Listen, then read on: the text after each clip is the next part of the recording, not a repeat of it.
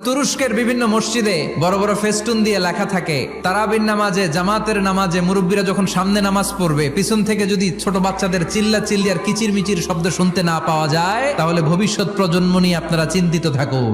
পিছনে যদি বাচ্চাদের হই হুল্লোড় না থাকে, তার মানে নেক্সট জেনারেশন এগুলো মুসল্লি হবে না, এগুলো হবে ডাকাত। এজন্য এরা বিভিন্ন প্রজেক্ট চালু করেছে। 40 দিন টানা ফজরের নামাজ যে ছোট বাচ্চারা মসজিদে এসে পড়বে, ওই প্রজেক্টের আওতা থেকে একটা করে সাইকেল দিয়ে দেওয়া হচ্ছে। কুয়েতে আরেকটা প্রজেক্ট করছে, দ্বিতীয় বিবাহ প্রকল্প। কি কাজ এই প্রকল্পের? তারা ঘোষণা দিল, তো যারা যারা ফজরের নামাজে মসজিদে আসবে না, তাদেরকে মসজিদের টাকা দিয়ে দ্বিতীয় বিবাহের ব্যবস্থা করে দেওয়া হবে।